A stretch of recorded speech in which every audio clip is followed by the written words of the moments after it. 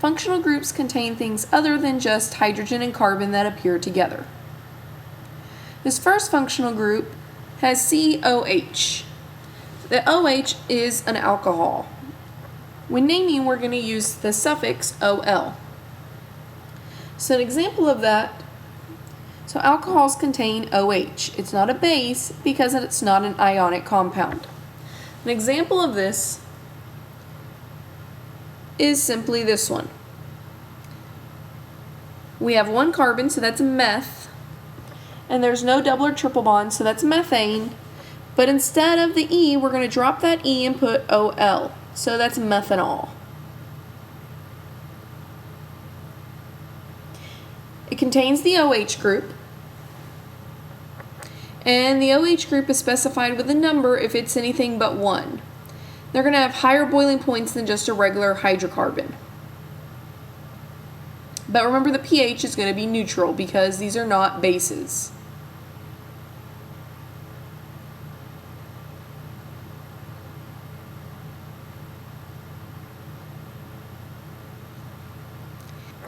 Here we have an aldehyde, and it's represented by a C double bond O attached to an H. And to name those, they're going to have a suffix AL.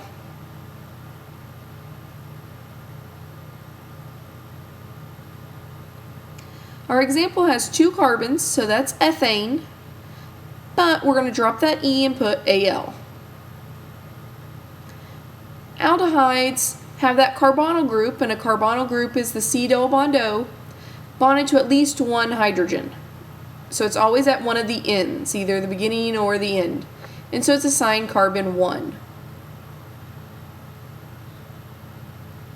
Here we have a ketone, which looks similar to the aldehyde, except it's always going to be found in the middle of a chain because you have it bonded to 2 carbons. To name this one, it has the suffix ONE.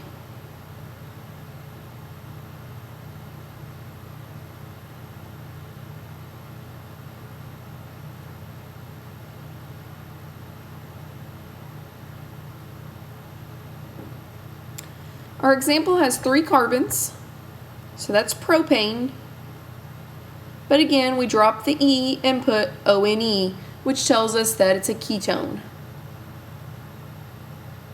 Our carbonyl group, which was the C double bond O, is attached to at least 2 carbon atoms.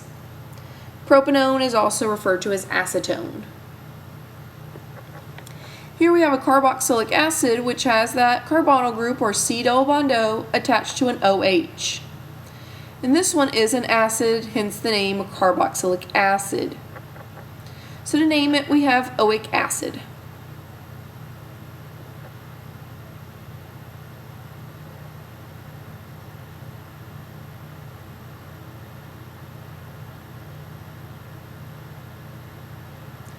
So we have 2 carbons, which is ethane, drop the E and put oic acid. And carboxylic acids are generally weak acids. This one's also referred to as acetic acid. Acetic acid is its inorganic name. Ethanoic acid is its organic name, but they both have the same formula. Acetic acid being HC2H3O2,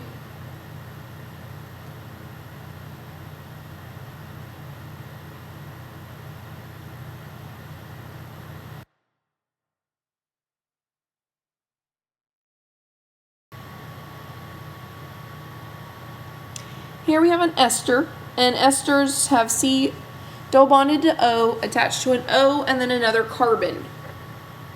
So again, they're going to be found in the middle of a chain. You don't need to worry about naming them. You just need to be able to identify them. So another example will be this one. And it's formed when a carboxylic acid reacts with an alcohol to produce an ester as well as water.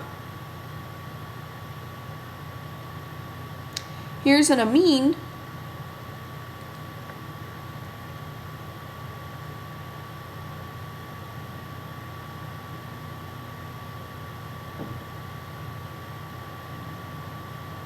And under esters, go ahead and put that a lot of them have smells, because we're going to do a lab where we make some esters. So back to the amine. Our amine has a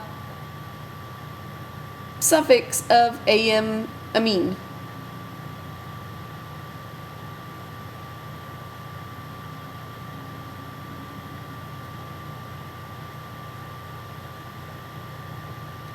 So here, instead of ethane, it's ethylamine.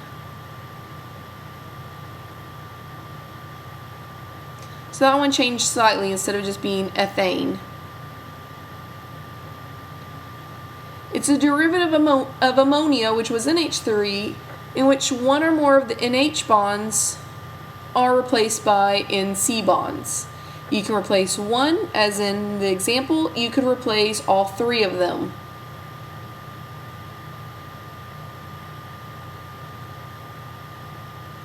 And that would be another example. An ether doesn't have the C double bond O. You just have an oxygen in the middle of a carbon chain. Again, you don't need to be able to name it. Just recognize it.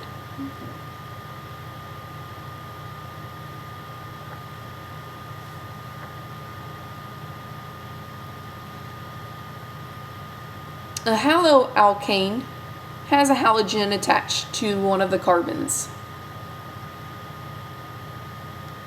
So it has the suffix of chloro, fluoro, bromo, whatever the halogen was.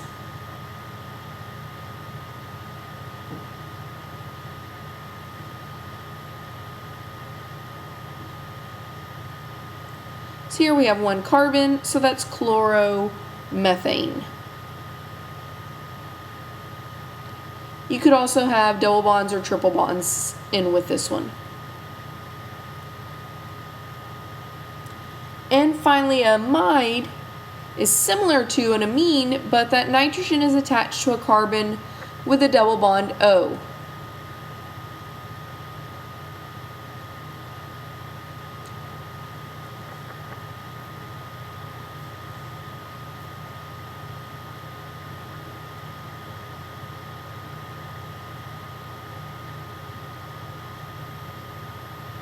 So go ahead and pause the video and try to figure out what the functional group in A and B is. It may help to draw out what A is.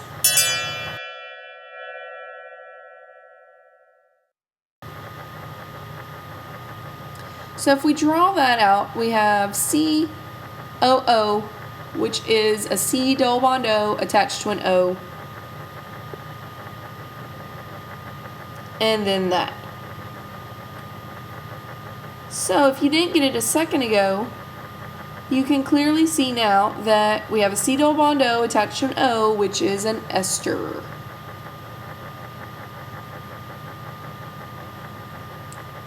If the picture had said COOH, then that would have been a carboxylic acid. An amine would have had a nitrogen in it, and a ketone would have had just a C double bond O.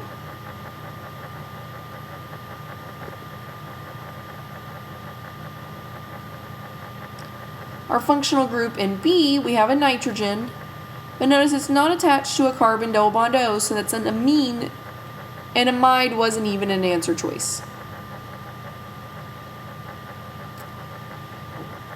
Go ahead and pause the video and try drawing these two structures on your own.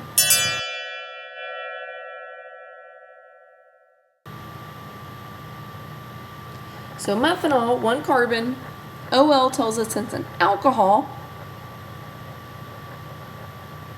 and that's what you have.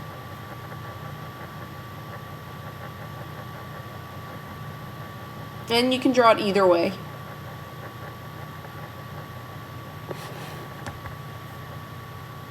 Three heptanol, we have 7 carbons, and that 3 tells us where our alcohol group is located.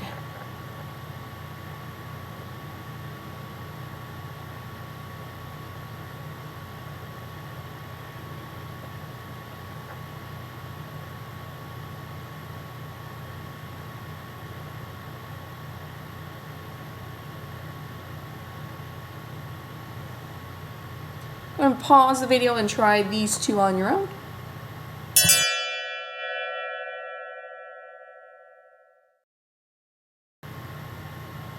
Each now has 4 carbons and an Al, which means that it's a double bond O.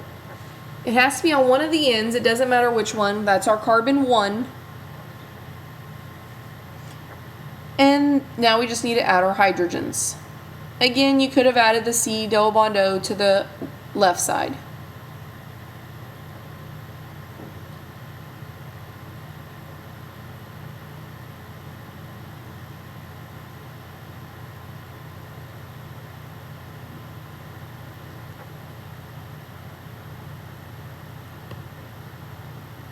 For our next one, you should have had 10 carbons drawn out.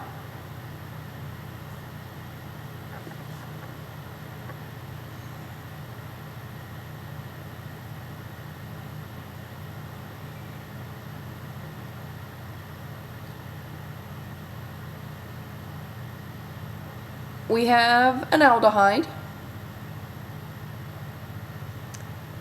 which has to be on carbon 1, which makes this carbon 2 and this one carbon 3. It could have been reversed where all of this was on the right side, but again, your methyl groups had to be on 2 and 3, which are the ones next to the aldehyde.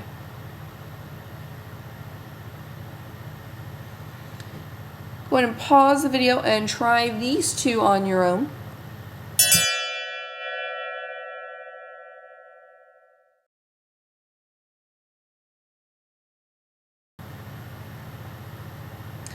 You should have 4 carbons, and ONE is a ketone, and our ketone is located on the second carbon.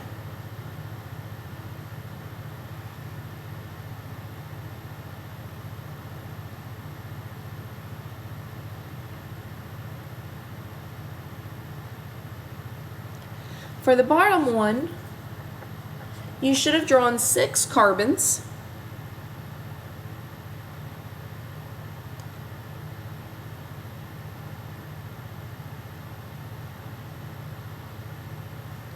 On the 4th carbon, you should have had the ketone.